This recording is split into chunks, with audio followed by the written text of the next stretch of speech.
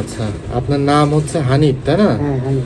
সমস্যা ছিল মলদার বের হয়ে আসে, রক্ত যায়, জ্বালা করে, জ্বালা। তাই না? হ্যাঁ আচ্ছা, ওষুধ নিয়েছেন হলো 26/6/26, হ্যাঁ।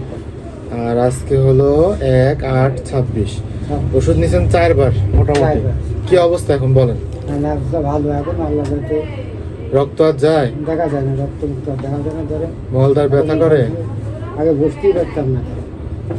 এখানে আসেই তো দেখলেন না। হ্যাঁ, প্রথম যেদিন আসতেছিলেন সেদিন তো একদম মানে বসতে পারছিলেন, দাঁড়াইছিলেন। দাঁড়াইছি।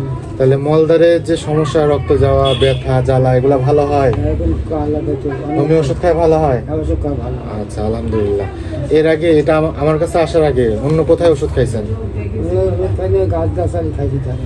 গাছগাছালি খাইছেন? টাকা পয়সা ওদিকে কত খরচ করেছেন? টাকা অত টাকা বেশি কিনি ধরে ওইদিকে দেশে ধরে হ্যাঁ মাছ দেশে ধরে হ্যাঁ। এইটা যে খাতি করে যে এই রকম খাইছি।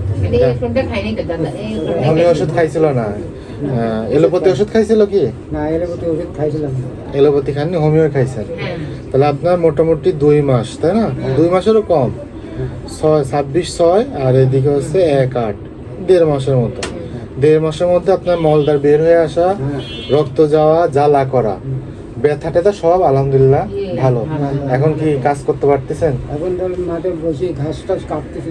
কাটতেছেন? কাটতে পারতে আরাম লাগতেছে? বসে থাকলে পারে, বসে থাকলে হ্যাঁ ঘাস টাস কাটলে পারে বুঝছেন আগে। হ্যাঁ হ্যাঁ ওই ধরেন ইয়ে হয়েছে, হ্যাঁ। ধরেন এই কষানি বাড়াইছে, কষ বের হয়েছে, লুঙ্গি টুঙ্গি ভিজে গেছে। ধরুন পাকা গেছে। আচ্ছা আচ্ছা, এখন আর হয় ওটা? এখন আর হয় না। আজ কয়েকদিন আর কাটতেছি। আপনার ওষুধ খাই সারি। হ্যাঁ হ্যাঁ হ্যাঁ। ঘাস টাস ধরেন খাইনি। আগেই ওই যে একটা গাছ খাতে গেছিলাম। হ্যাঁ আচ্ছা। গাছ খাইছি। হুম। তখন ধরুন টাকা ধরুন কয়টা টাকা খরচ হতো। কত টাকা খরচ করেছিলেন? তখন ধরেন 250 টাকা, 120 টাকা ধরেন তখন দিয়েছিলি। হ্যাঁ হ্যাঁ। আর ধরেন গাড়ি ভাড়া ধরেন আমার কাছে প্রথমবার কয় টাকা দিছিলেন? 100-150 টাকা। আমার কাছে কয় টাকা দিছিলেন? কয় টাকা দিলেন ওইটা তো আমি ক্ষতি করি। 370 টাকা। 370 টাকা দিছিলেন প্রথমে, দ্বিতীয়বারও 370, চতুর্থবারও 370। আজকেও মনে হয় ওরকম 400 টাকার মতো বিল আসবে।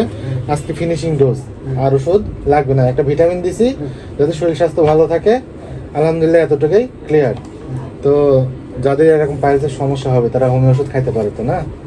হোমিও ওষুধ খেলে ঠিক হয়? দাদা আমার কোন 3-4 জন আছে, আমার বলেছে একদম ঠিক আছে। আমার বাড়ি এলাকা কাজ আমার দেওয়ার আর কি। জি। এখন আমি আপনার ভাই খাবার নেই, আমি দেখুন আমি আপনাকে বলবো। হয়তো আমার নাম্বার দিয়ে দিয়েছি, আমি নাম্বার আপনার পরিবারে তো অনেকজন ওষুধ খায়। আপনার ছেলেও তো মনে হয় আসে না? ছেলে ছেলে না, নাতি জামাই। নাতি জামাই। নাতি জামাই। লাঠি আছে, লাঠি নাতি জামাই। নাতি আর নাতি জামাই। ওই যে বড় ছেলে। আপনার এই যে হাতের সমস্যা, সাদা রোগ, এটার জন্য ওষুধ দিব, ঠিক আছে? হ্যাঁ, ভালো হবে এটা, হ্যাঁ ইনশাল্লাহ ভালো হবে। দেন তো। এটা ওষুধ দিব, হ্যাঁ? এই ডোজটা আগে কমপ্লিট হোক, যেটা দিলাম। খালি গায়ে ধরুন। হ্যাঁ।